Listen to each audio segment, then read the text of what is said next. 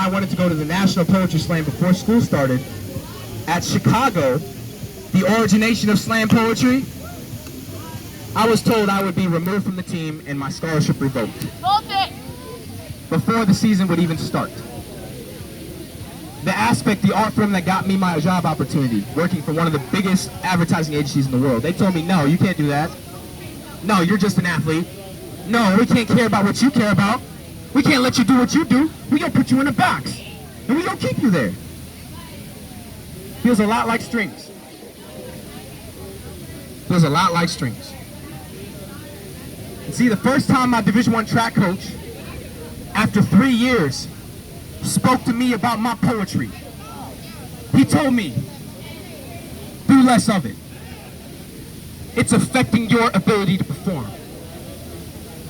The final syllable of perform departs his throat and snaps his glorious mechanism back into position, well-behaved limbs arranged to receive his next command. At this point, I hardly notice the ways in which my flesh cries. See, a crowd will praise streams of sweat, but my body was simply mourning for the days it didn't have to speak like this. Days where my family didn't leave to save the world to the begotten son, leaving their only son behind in America to save himself. Yes, holy water can still sometimes be water. And in that divine sea there was a boy, but still drowning. And I was happy, kicking it with the champion of all cat companions, my comrade, Shadow. That was my boy. Four-legged thing, always listening. Until a dog my roommate was being paid to watch killed him.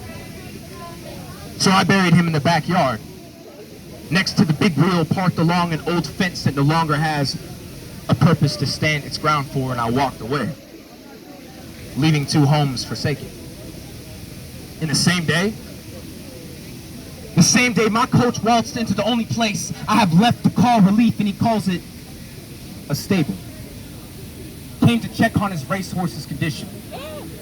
I asked to be left alone, but his voice says, "We pay you."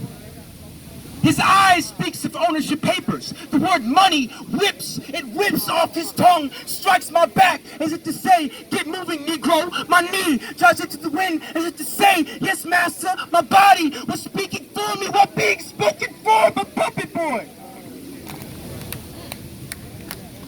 Puppet Boy is not flesh and pulse. Puppet Boy is not truly alive. Underneath a university-sponsored facade, but for the first time, I relaxed the Velcro off these lips. Cut holes through eyelids to diffuse this mask so I could place vulnerability at his feet, and he steps. He tramples all over my definition of solace. Only asking me questions like, if the suffering was real, why I shouldn't be sad at all, but poetry, poetry kept real boy ticking, keeps Puppet Boy at bay. So I write these heavy poems, bearing the weight that is my prayer. God answers my ink through an audience, so go ahead and turn to your neighbor real quick and tell him, "Hey cousin." Turn to your neighbor and tell him, "Hey cousin." Hey cousin. Because all y'all family. All y'all are my people. We are a congregation of poets, wielding the words spilled from the blood of our wounds as weapon against the quiet, against no longer existing. 2017 kicked my ass. I wrote it back. A restraining order. This ain't a poem. It's an elegy. It's an elegy for the puppet boy I let die. See, Coach wanted me bound by string. Wished me to be Locke's voice box and misplaced key. He needs the athlete, not the emotions that come with the package. I know now. I know I was being taught to conform. Be proficient at existing to survive and not the other way around. But don't ever call this stage a performance. Don't ever call it a performance. In these moments, my body is a collage. sprouting into this world accumulated from each and every scar. Battles that I've won. Still here. And still alive.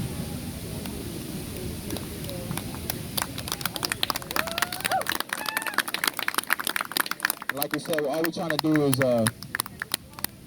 I had two gentlemen come up earlier and say that we want to do this in more protests.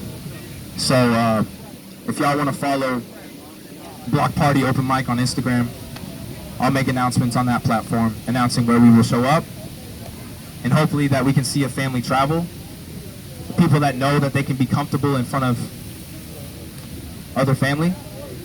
When I say that you cross this threshold of poetry as an art form, even if you're listening, even if you're sitting down right now, I know you care. That's all we need. Imagine if every police officer out here walked up to us and sat down to listen. Not as a performance. Not as a performance. Because they genuinely wanted to hear how we felt. At its most raw form. I don't know how to explain anything better than poetry. I don't know how anybody explains himself better than a verse. Kendrick, Cole, the poets of our generation. We're poets. Rap is poetry. Same thing. We started to alleviate pain. That's where it originated. We started to understand and help other people understand how we felt. Now, music originated for us with God. That's why we use gospel sometimes in the inspiration. Because like without God, how are you gonna have hope through the stuff that we've been through? Without God, how you gonna sing in a cotton field? How you gonna sing on the ship? How you gonna sing on the way down to the water, knowing that you are gonna be in a better place after? This can't be it. That can't be the life for us. To die senselessly in the street. That can't be all there is to this life.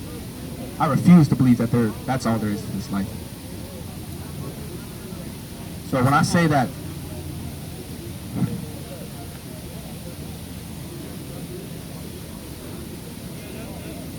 I call this piece Orange Glory. I wrote it after Trump took presidency.